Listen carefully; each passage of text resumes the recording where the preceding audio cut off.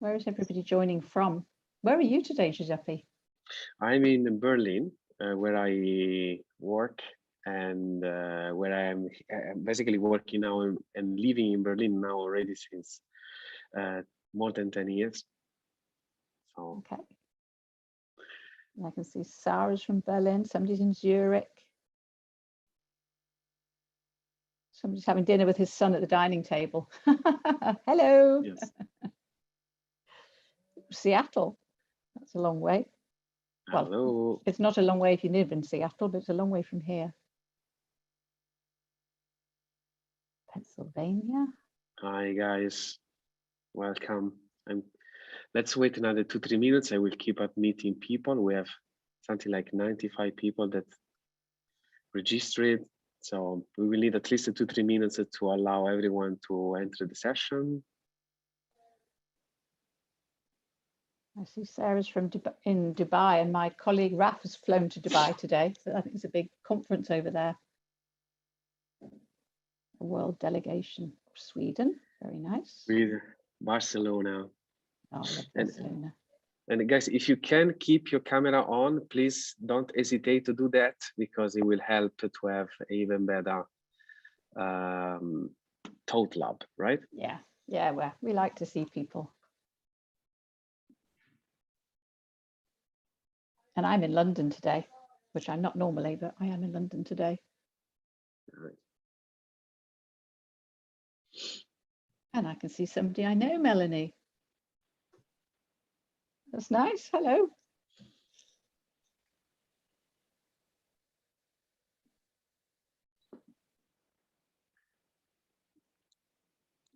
"25 participants." See people still keeping joining.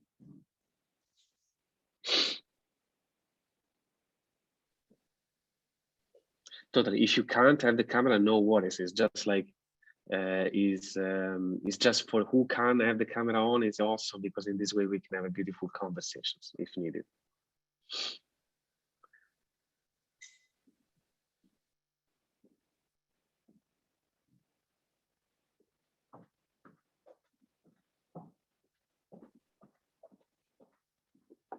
So we've got people from, yeah, more people from America, Texas.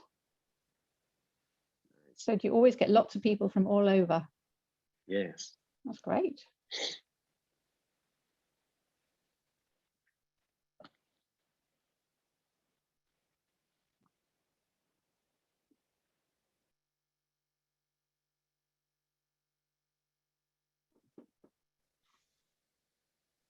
"26 people. Let's wait. I really would suggest to wait another 2 minutes to be sure that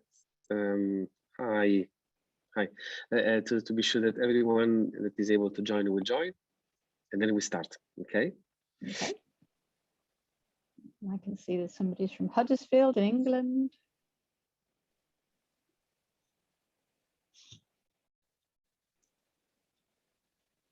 I think I'm about to be joined by my daughter's cat, who's also joining us today.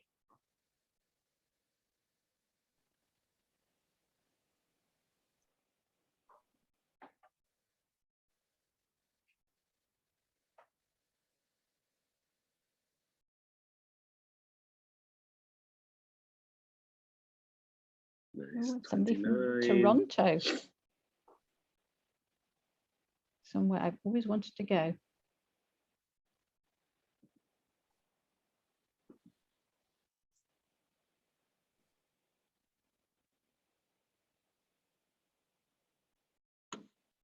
Okay, let's wait another minute just to be sure that maybe there's someone in delay that want to join.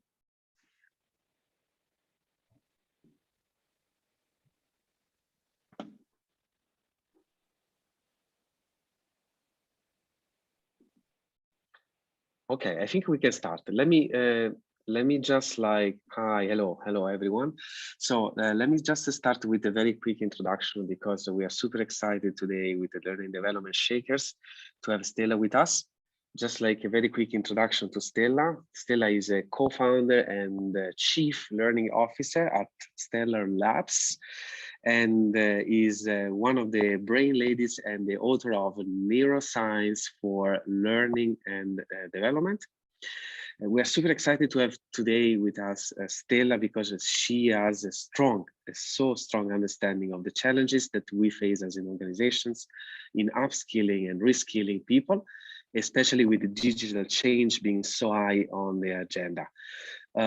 Just like to give you an idea, Stella has experience in learning and development already, so something like from more than 25 years, right, Stella? Yeah. So is really great for us to have you here, and we are really looking forward to know more about the future of learning. Super excited for this session. Now the stage is yours. Okay, And thank you. Thank you for being here. Well, thank you all for being here as well. And it's nice to see we've got some very young people on this session with us as well. So that's great. So yes, I'm Stella Collins, and I just wanted us to explore some ideas with you today. It was kind of suggested that this is a great group to explore and share. So I want to hear as much from you as you hear from me. So I am going to invite you to sort of share in the chat window. I'm going to ask you some things. I'm going to ask you to share in the chat window. And we've got a poll halfway through, or at some point. I can't remember exactly where it is right now, but it'll come. So, you know, I'm really keen that you participate rather than just sit and absorb, because sitting and absorbing is not the best way to learn. And Stuart, I'm happy to call you one of those young people. Yes, indeed. Okay, so we do have some significant challenges around at the moment, and I'm quite curious to know what you think of some of these challenges. So I'm going to show you some figures in a minute, but before I show them to you, I'd quite like to get you to make some guesses, because guessing is a really good way to improve your memory of information. So how many skilled workers do you think we're going to need in 2030? By 2030, how many skilled workers do you think we're going to need, based on, you know, some of the evidence you might have seen around? And let's just get some numbers in that chat window there and see what you think. Worldwide, yes. Good question. Worldwide. Thank you. 4 billion, we've got a lot. For what industry? All industries. You're a questioning lot. Excellent. Yeah, some people are just throwing numbers in. We've got 150 million, 2 to 3 billion, 1.5 billion. Okay, I'm going to ask you another question.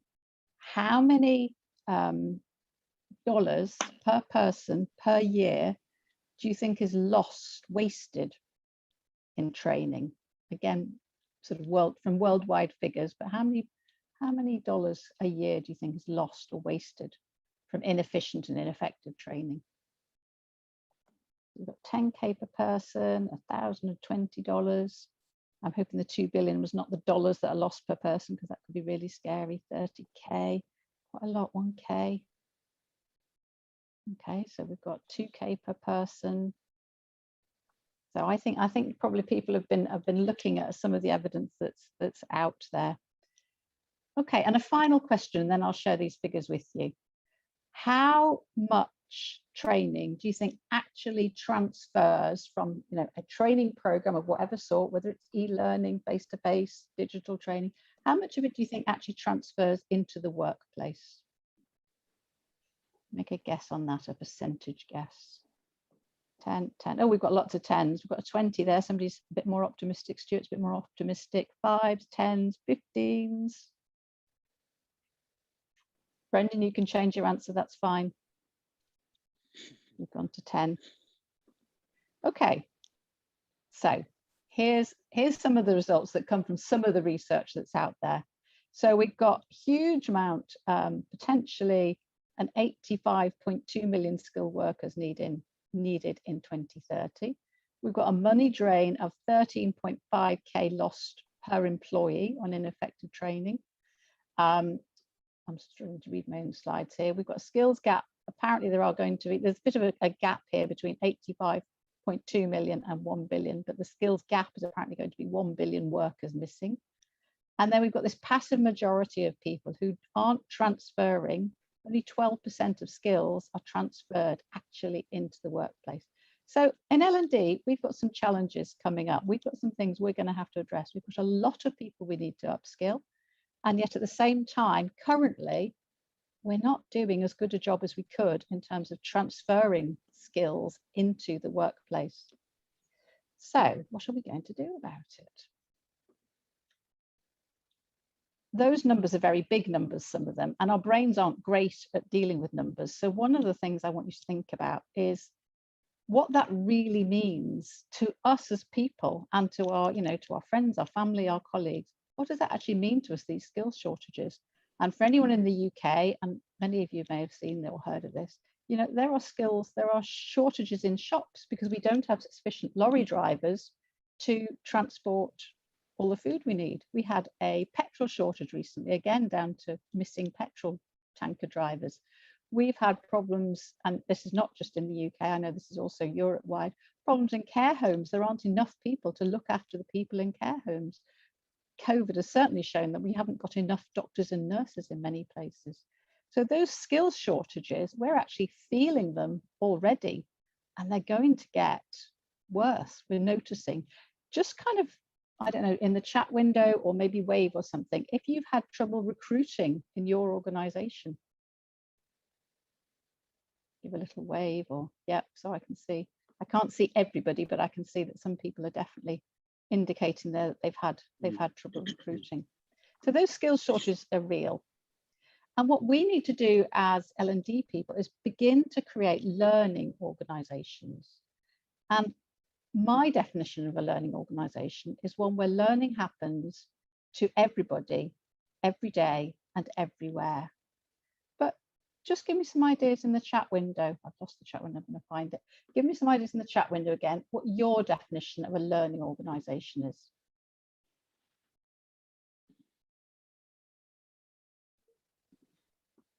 What do you think a learning organization is? The learning in the flow of work, says Nicola. Nice to see you, Nicola. I haven't seen you for ages. The company gets better faster as a whole. That's a good one. Psychological safety to make mistakes. When learning shifts from cost center to competitive advantage. That's a fantastic one. Denia, that's one where we really need to start thinking about that. When it's safe to make mistakes, it's part of the company culture. So it's not just a learning culture, it's a full learning, full company culture. It's engaged across boundaries, happening everywhere, every time, high value and strategic objective. And it's becoming future ready and not firefighting. So there's some really nice ideas in there as to what you think a learning organization is. And I'm sure each one of you has your own views, your own feelings about what a learning organization is. But I think there's some common themes there. Certainly the alignment with business that Sarah's just suggested is definitely a common theme there. So how are we going to create these learning organizations? Some organizations are doing really well already, and some are going to have to put some extra work in. So what are we going to do? Now, what at Stella Labs, which is the organization I now work for, we have a kind of a DNA of what we think is required in a learning organization. And the DNA consists of people, because if you're not people-centered first, even if you've got a factory or an environment that's full of robots, it still needs people to program those robots, to support those robots, to maintain those robots. And those robots aren't always quite as good as they might turn out to be. But people first, people come first in terms of a learning culture, or an organization with a learning culture, a learning organization. So people first. We also truly believe that we need to use the science that we already have around learning. We know there's a lot of science about learning. Not everybody is applying it. Some are doing a great job, but we've got a real benefit and an opportunity to learn about the science of learning and really genuinely apply it.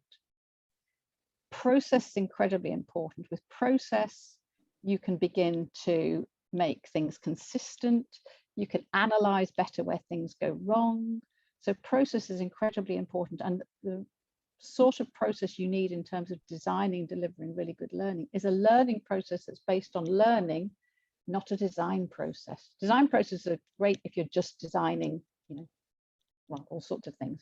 But what you need to do if you're designing really effective learning is to work with understanding the learning process that goes on in people's heads and brains and bodies, and work with that. So again, it's kind of coming back to being people-centered. And then the other things that we believe are really important are tech. Here we all are, we're all sitting here in a tech-friendly world. We're using tech, and technology can be a great enabler of learning, but it's not, shouldn't be driving the learning, shouldn't be the thing that is making the learning happen. And then last of all, we need the data to be able to measure. You know, somebody talked earlier on about taking L&D from being a cost center and being actually a strategic part of the business. And for that, we need data. We need to be able to show the business how well we're doing. So we need to have data. So this is what we think the DNA is at, what we believe Stella Labs, that the DNA is. And I'm going to sort of explore some of those in a little more detail. And then what I'm going to do towards the end of this session is what I'd really love to do is to share some ideas with you and get some feedback on a new platform that we're creating, because we're really keen to hear how people feel about this, a new piece of tech that we're creating to support the DNA that we really believe in. Move the slides on again. Yes, that works. So if we think about the people in terms of learning organizations, one of the things I think it's quite useful to think about, to kind of as a metaphor, is to think about them like elite sports athletes. And what do elite sports athletes get to be, you know, at their top performance? Feel free to put in the chat window there. What sort of things do elite sport athletes need? Who do they need?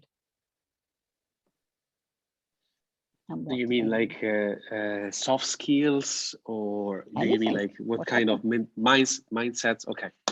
Yeah, could be mindset, could be soft skills. They've got, somebody suggested they need nutritionists, trainers, coaches, incentives, time, space, support, coaches, mindsets and habits, motivation, a holistic approach. So as L&D people, you've definitely gone with the kind of the mindset-y pieces on the whole. Therapy, resilience, intrinsic motivation, sponsors, also useful. Rivals, that's a nice one, Stuart. Support and encouragement. One of the things sports people really need is they need to be trained in whatever sport they are best at.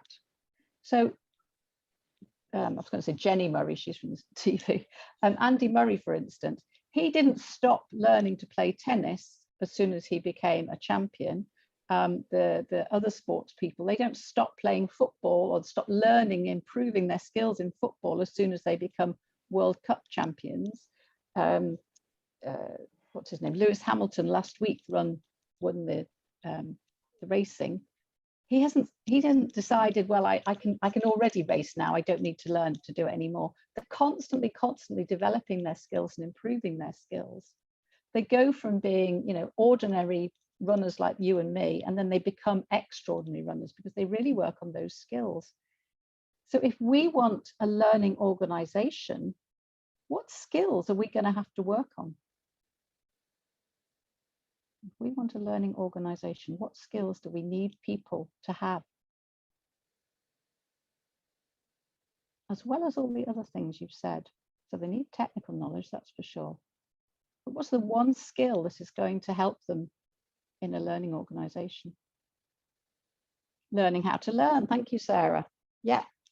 If they can learn, if they really know how to learn well, not just how they've muddled along through school, how they've muddled through university, or how they may have muddled through some training courses, sat in training courses, wonder if they were any good or not.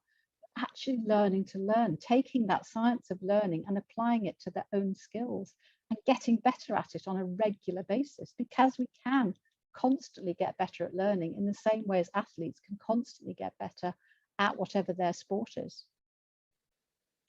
So yes, Stuart, metacognition is another way of describing it. So it's understanding the processes that go on in your brain at a higher level, at a kind of conscious level. Sometimes it's called metacognition, sometimes it's called learning agility. Sometimes it's called all sorts of, you know, adaptability is another way to think about it. We need to learn and to unlearn. Somebody suggested learning in groups. That's definitely one aspect of learning that's useful. Anything else? So definitely we need to have people learning to learn, and that needs to be initiated from the top down. So the CEO needs to learn. The C-suite needs to learn. but also it needs to come from the bottom up. And if we can create this kind of virtuous circle of learning, then everybody can be seen to learn. And that is where we're going to get a learning organization, once all the people in it learn, because it's not the tech that learns. Tech can learn to a degree in terms of AI and things, but it's the people who need this skill. And we're not getting enough of that. People are not learning effectively how to learn well. Challenging egos is definitely also an important point that you suggested there, Mariah. Yeah, and people can be resistant to learning because they think they know it already, which is why I bring up the subject of sports athletes. You know, no sports athlete just sits back and says, well, I know how to play tennis, I know how to run, I will carry on perfecting it. Why are we any different with our brains, which is where we're learning? Why would we be any different? And I think Stella, yeah. Stella, I do have a question regarding this, because it really is a question that I have in my mind since a while. Maybe you have some suggestions. I do believe that I use the same techniques that I was using maybe when I was 6 years old in the way how I learn. Mm-hmm. So I guess that when I was a kid, I kind of learned what is the best way to learn in a fast and efficient way. And I suspected that more or less I use the same techniques. Are you suggesting that adults in a professional environment should completely like kind of reimagining the way how they learn? It depends how they are currently learning. If you're learning like a 6-year-old, you're probably learning some very useful things like a 6-year-old. But you could probably make that even better by understanding the science of learning and seeing, you know, where you may have some gaps. 6-year-olds can't learn everything. 6-year-olds don't have a perfect mechanism for learning. So you may be efficient in some things and slightly less efficient in others. So I think, you know, it's a case of kind of assessing where you currently are and finding out what else could I do? Right. Right. But I think, for example, in order to become more efficient, in order to maintain more the information, so to memorize faster, you mean this kind of possible improvements? Memorizing is definitely an important part of learning. So yes, to be able to memorize faster and more effectively, and we can, you know, you can definitely practice memory techniques, but memory isn't sufficient for upskilling. In terms of upskilling, we've got to actually be able to practice. We've got to put ourselves into opportunities to experience and to learn and to reflect from those, and to have the humility somebody already talked about of recognizing that, you know, that piece I did well, that piece could be different. And, you know, there is a slight difference between learning knowledge, which we do need, but also when we come to learning skills, we need to take that far beyond knowledge. So I think, you know, we need to really understand what learning is in order to be able to do it efficiently, in the same way that athletes, you know, they really examine, how do muscles work? How do my muscles work more effectively? They also understand how their brains work more effectively too. You know, motivation is a key thing in learning. How do you get yourself really motivated, and how do you stay motivated when it can sometimes be difficult? How do you deal with the emotional challenges of learning from difficult experiences? So there's a whole range of different questions we can ask ourselves and begin to start investigating it at a deeper level. Thank you. Thank you. So one of the things that, you know, is really important, I think, in terms of learning is understanding how our brains and our bodies work. And we need to use often more of our brains rather than less. The more of our brains we use, the more likely we are to be able to remember and to apply new skills. So I'm going to ask everybody to build a brain with me. And we're going to identify, you know, how that really works. And for some people, we're going to look at how brains are affected by kind of typical learning, like e-learning, for instance, or it could be, you know, very traditional face-to-face stand and deliver type learning, or it might be digital learning where somebody just talks and nobody ever gets to actually interact, because it's the learner who should be doing the work, really, which is why I'm asking you to do work here. So I'm going to ask you to build a brain with me, if you're all happy to do that. So if you can put your right arm up, and this is your brainstem. Or imagine this is your brainstem. This is the part of your brain that basically keeps you alive. If you can type with one hand and keep your arm up as well, then feel free to let me know in the chat window what you think your brainstem does. But it keeps you alive. So it makes sure your breathing is regulated. It makes sure your heart rate is regulated. It checks whether you're hungry or thirsty, regulates your temperature. It's all the things that we really need. And if we don't have them, or they're if you're very thirsty, if you're very hot, if you're very hungry, it becomes much harder to learn because you're distracted, because your brain's saying, I need to survive. I need to survive more than you need to learn this, great new piece of e-learning that you're looking at, or this amazing compliance procedure. So that's your brainstem. And if you make a fist, then you've got the kind of the center of your brain, sometimes called the limbic system, or in the old days it was called the limbic system. This is where all those unconscious processes go on. So things like your emotions, not entirely, the emotions are very networked, not entirely processed here, but we're very strongly emotional in this part of our brain. Habits are buried in here, and that's what we want to do when we're learning skills. We want to be teaching people how to learn, how to create new habits and different behaviors. Unconscious behaviors, those patterned, repetitive things that we do regularly, are all here. And our memory, or the seat of our memory, the controller of our memory, is buried here in our limbic system.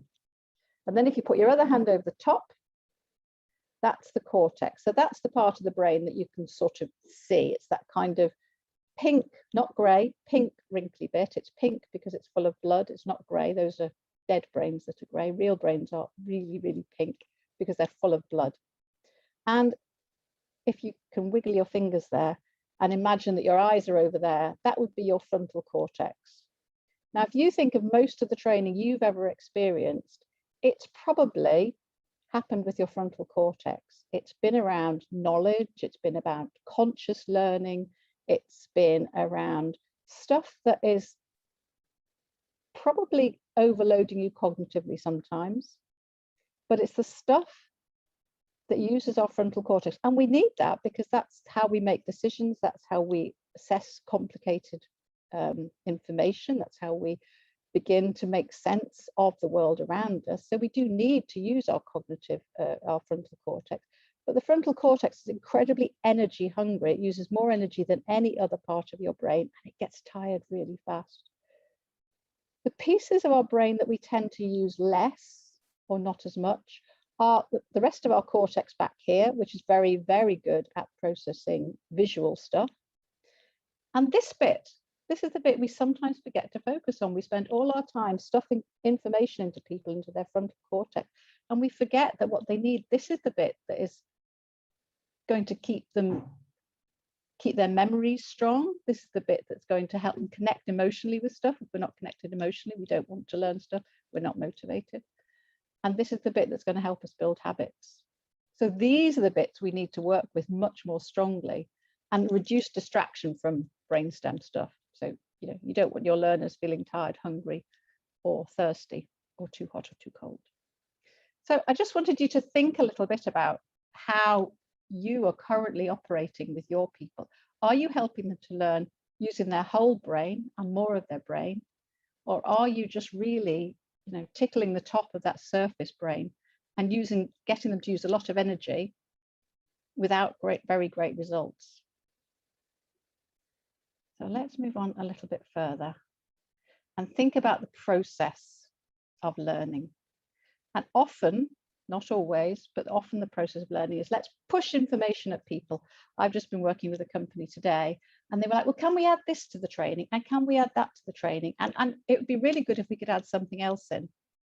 How many of you have had that experience of trainers coming to you, or not trainers, managers very often, or clients it might be, and saying, well, we've got, we used to do this program, it used to take 3 weeks. And now could you do it as a little piece of e-learning? It's crazy. And it's about pushing information out about people. How many people are prepared to admit here that you have an enormous amount of content in your learning management system, or even in your LXP system, an enormous amounts of content that you keep pushing at people, and they're not necessarily changing their behaviors. They're reading the content, they're watching videos, Oh, somebody says it's opposite. Sarah, tell us why it's opposite for you. What's opposite? Are you doing pull or push learning?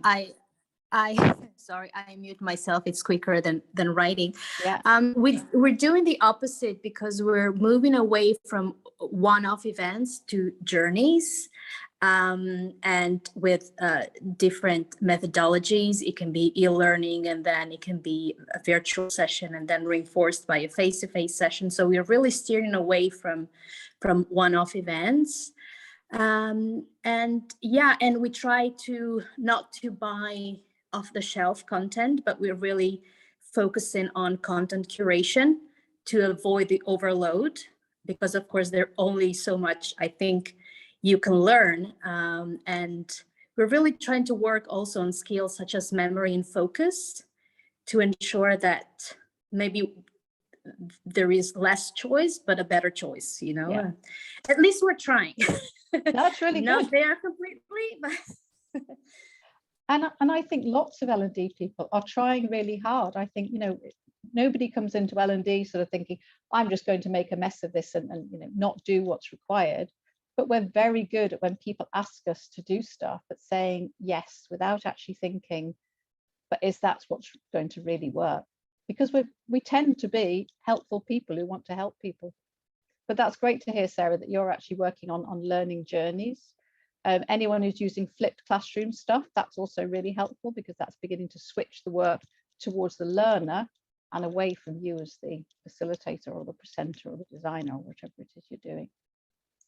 So we want learning to happen more in the flow of work. The more contextual learning is, the more likely it is to be remembered and to be used. So the more relevant it is. And if you can learn in the flow of work safely, then that's a much better way of doing it. Anybody else got any examples of learning in the flow of work that they're using? So Caroline's suggesting you're asking people to use tools as flipped learning. So that's actually like physical tools you're using? Sorry, Stella, no, we work in health and social care. So it's things like assessment tools, or, you know, it's basically mediating artifacts almost that they have to kind of complete, and so they might learn in groups, you know, through the use and application of these tools. Okay, so that's great. So you're actually getting them to use the tools as their way of learning about them. Yeah, so it's in between the sessions, and then come back to the session and tell us about how did it work for you? Was the implementation easy? What was the learning? So it's actually learning in the flow of the work. Yeah, that's really good. That's really good. Okay, so it's really nice to hear that there's, you know, there's always good practice out there, and we can all learn from what other people are doing really well, and how we can actually make that learning happen more easily and more readily. You know, people are good learners. We're born at it. We can improve it, but people are good learners.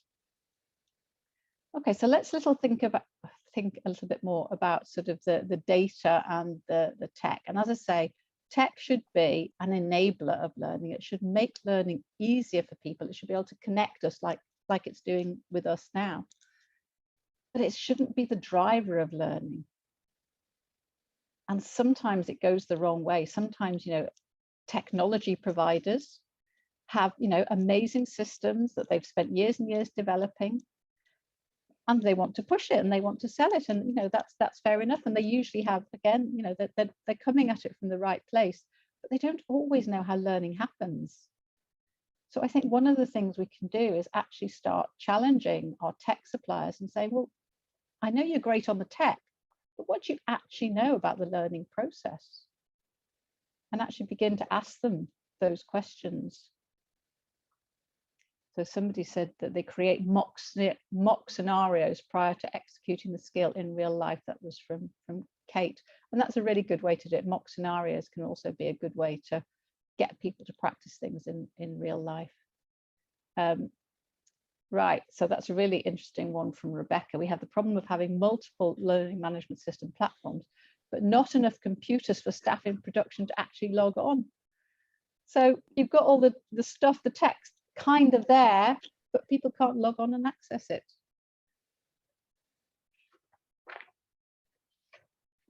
So we do need to challenge the tech providers, and then we also need to start thinking about the data we use. And for a long time, you know, L&D has collected data about, you know, how many people attended the learning, did they like the lunch, did they like the trainer?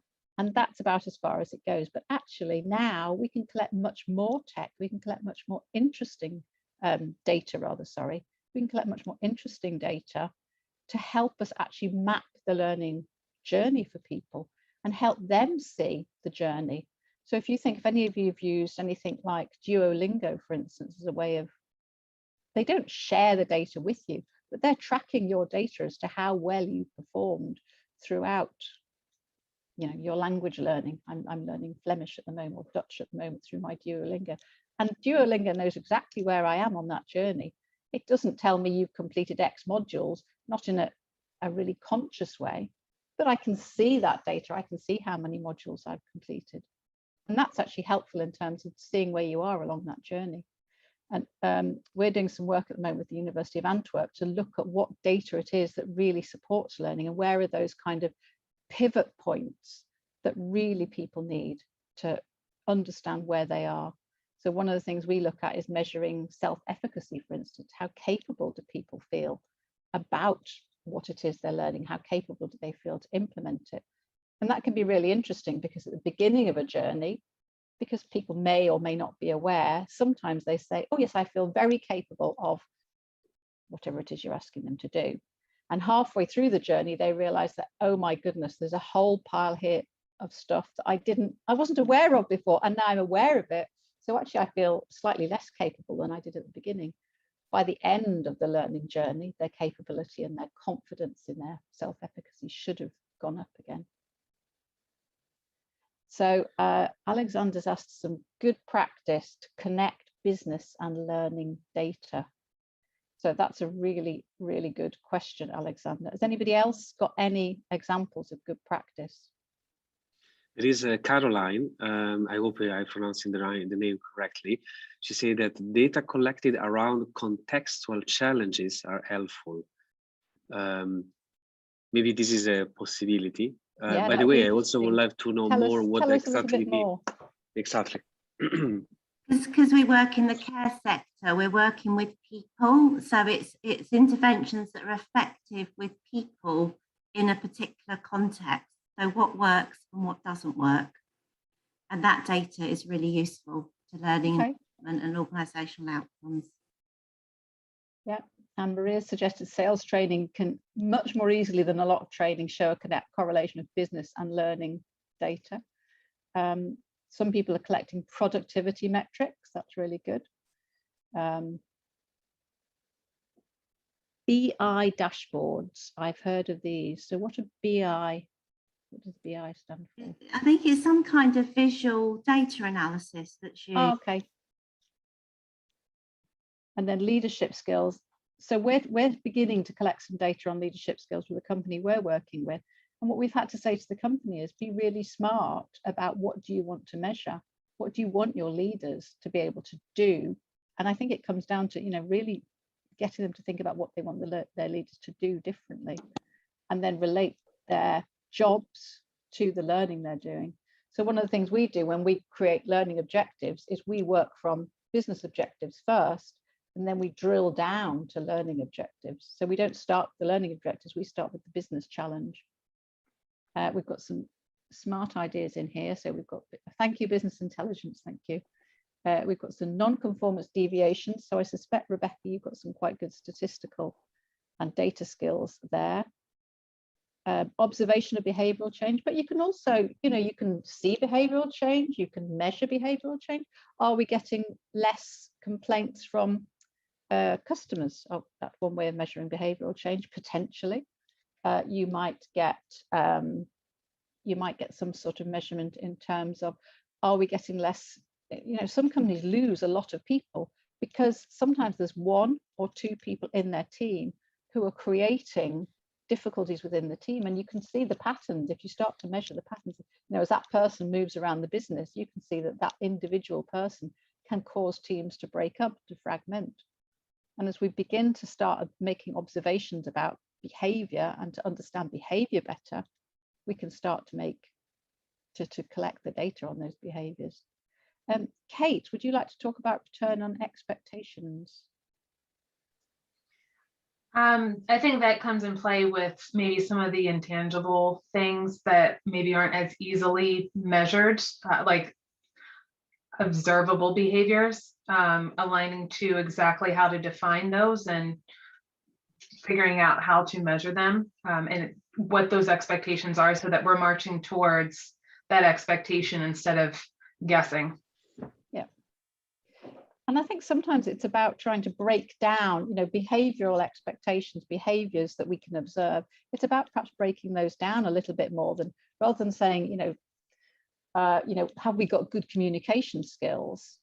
Well, that's a really, really broad category, but maybe you can break that down. Do people act on the emails they receive, or do they just file them, or just not even read them? That's something you could actually measure. Are there actions taken from when people receive emails? So it's about breaking it down and being more granular about it, I think. So definitely data is going to be more and more and more important. And, there are organizations out there now who are collecting, well, when I say tons of data, they're collecting trilobytes of data. Trilobytes, that's the word. They're collecting so much data, and once we've got a lot of data, we can begin to use AI to then begin to work with that data.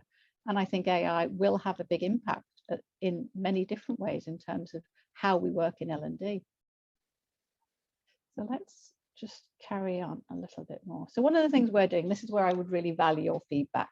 We are looking at building a platform that supports the learning journey, and supports it in terms of using the science of learning to actually build learning journeys that are more effective. And one of the things we want to do is to, so overall, it's empowering organizations with effective learning. We want to be able to steer managers to support teams and individuals to grow. Poor managers are always kind of cited as though, people can go back to work and learn stuff, but it's always the managers who let them down.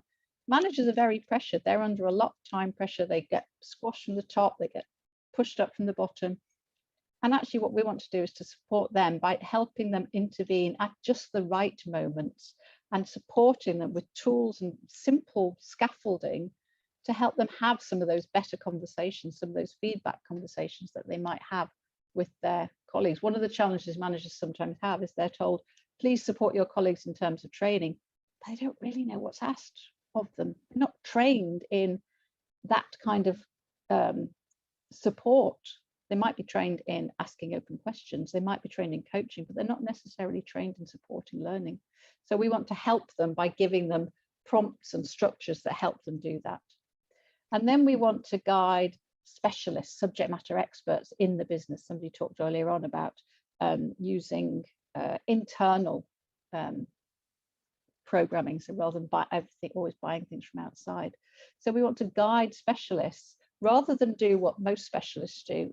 All experts, they have this curse of the expert. They want to tell you everything they know, everything it took them 20 years to learn. They want to tell you in a half an afternoon of sitting and talking at you. And that's, that's really common for experts, and probably all suffer it. We recognize it for ourselves sometimes, but we want them to help them break things down so that they can deliver information in a way that reduces cognitive overload and supports people to actually learn in a structured, linear journey way, but also to be able to come in and out and work with their kind of learning points where we learn best. And then we want to help learners actually learn to learn better, but not to go necessarily on a learn to learn course, which you can do, but actually to support them by giving them little nudges and little nuggets of information as they're learning things, so that they can understand why. Why am I doing this? Why am I being asked to guess the answer to a question? If you guess the answer to a question, the evidence is you are far more likely to remember the answer later, even if you guess the answer wrong, as long as you're given the correct answer. But so if you're asking learners to guess, it can really help them to say, well, this is the reason why we're asking you to guess. It gives them a reason for doing it and helps them next time to think, oh, well, actually, I'll have a go. I'll guess it. It doesn't matter if I get it wrong because I'll remember it better anyway. So real little nuggets like that. So that's one of the things we're trying to do with our platform. and to have it very data driven so that the data is feeding the information out to the relevant people. So I'd be very curious, just check that I've got another slide on that. So yeah, so this is the sales pitch part of it, you know, that it's going to have superior, it's going to look lovely and it's going to feel good, but really is going to have the learning analytics that focus on return on investment, but actually really personalize learning for the individual. So each individual can follow their own track. They can make choices through their learning. They can make decision paths through the learning choices they take. So I would just love to know, I would love to get some feedback on from you as to how you think that lands with you. At a very high level, of course. To me, the concept of digital learning coach is really intriguing. And I would love if you can give us a little bit more of context around it, a little bit more information of how do you imagine this digital learning coach? So we all know that a coach could be a very helpful person to have with you when you're learning, somebody to sort of, you know, ask you questions, to challenge you, to help you reflect on what you're learning and why you're learning it and what the next steps might be, and that kind of support. And this is what we want the platform to do, to support people in the business. So we already have some of the pieces in place, and you know, other LMS systems do some of this already, but we're trying to come at it from a very learner-centered approach. So this idea of bottom up, we train the learners to do so, or so the system does some of the coaching for them. So we don't want to take the managers out of the process altogether, because they're still very important in terms of social connection. But we want the managers only to need to intervene at the point where it's really helpful, where it's really helpful to the learner. But actually the learner, by being coached through a learning process rather than had information dumped on them, is going to end up with a better result. They're going to end up, you know, they will have used their brains to get to where they need to be, as opposed to having information thrown at them. You know, we sometimes talk about people learning like sponges. People do not learn like sponges. It doesn't work. Right. So it's about giving them opportunities to, it's about using the system to ask the intelligent questions that a coach could ask, but the coach isn't always available. I think Anna Maria has got a question. Yes, and I guess that my question is quite linked to what Millie just added to the chat.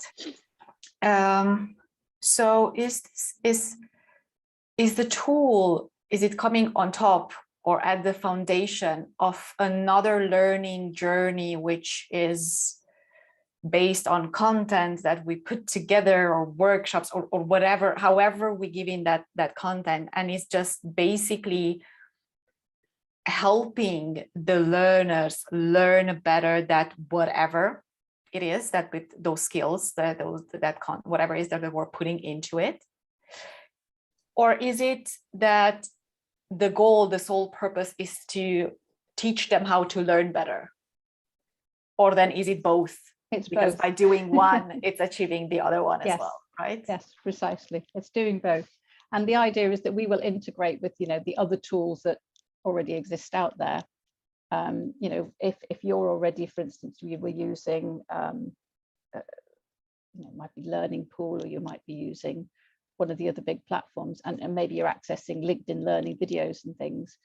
What we would want to do is to, before a learner watches a video, to just prompt them to say, before you watch this video, just identify what you want to get out of it. And then as they finish watching the video, just list 3 things that you got from this video and what you're going to do with them. So simple, you know, simple prompts, not because we don't want it to be so that they're so overwhelmed with questions, but just simple little things that just prompt them to be more aware of their own learning and what's happening and how learning happens. So they would, so yes, very much that. I'm going to add one more to that, if I'm allowed, and then I'm going to give space for other people to ask their questions as well. But I wonder, is that, so after all those integrations, do people go to this one tool? They go to this one tool, and then for the user is, how do we achieve the seamless experience of I'm learning something from Slack, or I'm learning something from my LMS, which might be Docebo or something else, and then I'm learning something from LinkedIn, all from that one spot. Yeah, so that's what we wanted to. We wanted to sit on top of these other tools, so they don't have to go all over the place. They just come to the one tool, and it's kind of, you know, their learning digital coach. Yeah, and they start there. And one of the other things that we will build in eventually is that actually learners can actually create their own learning journeys. But I think you need quite sophisticated learners to build a learning journey. thank you, Stella. Thank you. We have other two people that raised their hand, so we have several questions. We have probably Stuart first. Let's start with Stuart, and then let's see who is the next. So, hi, and thank you for doing this. This is such a great experience in learning a lot about how you're approaching this problem. I think the thing that stood out to me and what will be critical is this piece on seamless integration. So I lead the learning team at my organization, and I found that it's that technological piece that is the most challenging, but if it gets unlocked, it ends up being really beneficial, but it takes years. And I work for a subsidiary of Verizon, which is a very large company, and there are many large people at our wireless communications company that are just spending years of their work trying to integrate technology.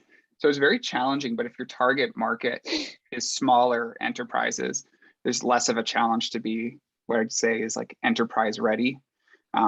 Otherwise, you would have to look at trying to sell to a company like Workday or Degreed or some of these other larger, like, you know, companies that could plug in and do all that development, because it's so expensive to try and think of all of these like integrations, and really hard for, you know, like a lot of people on this call, it sounds like we're all probably that L&D managers or specialists, but we often have to go. So we're always interested in the product, but then we have to go over to our IT department and like try and convince them that it's worth their time to try to like stitch all of these things together. But that's, I think that's really where the secret sauce is in the organization, because I would personally love to connect the learning solutions to the business objectives and just nudge the learners a little bit more, like you're saying, towards the goal. And then maybe even ask them to think about a moment, like an application where they could, like a moment where they could apply some of their learning too, and, you know, send that right to their manager and keep them in the loop. That's very much the process of learning we use. One of the pieces is, you know, we get people motivated, we give them some information. You always need some information to start with. They get an opportunity to explore, to kind of understand where it relates to them. We build in memory triggers, but then the other piece is the piece where they actually need to practice, because it's, you know, it's not just knowledge we're talking about here, it's skills. They actually need to practice it. And if they can practice that in the workplace, and if they can then, you know, a prompt goes to the manager, just say, you know, Stuart's just finished this LinkedIn learning course on whatever it might be, data management. Actually, what he needs is a real opportunity now to go and put that into practice. And he wants to get feedback on how well he's doing. And here's a really good structure for giving him some feedback on that, you know, observe him and give him feedback. Then that's the sort of thing we want to try and create. But thank you very much for the idea about, you know, being really careful about the connection stuff. I used to work in IT, but it's changed a lot since I did. So I know I have been told that our system is sort of something to do with APIs, which makes it easier to connect. But I'm not dealing with that part of it. I'm just dealing with the learning part. Stella, we have also a question from Sarah. Yes, Stella, question from my side is around, I mean, this is coming from my learning. After the COVID, they feel very lonely, and learning it's at the moment an experience that is just me on my screen. So they are really eager to have chances to connect with each other, and they prefer to go maybe to workshop, or they eager for communities. Do you imagine to have this spark of social learning? I imagine, hey, someone else went through this training, let's connect you and let's have a chat. Yeah, I think to me, social learning is one of the key things. You know, we are social animals.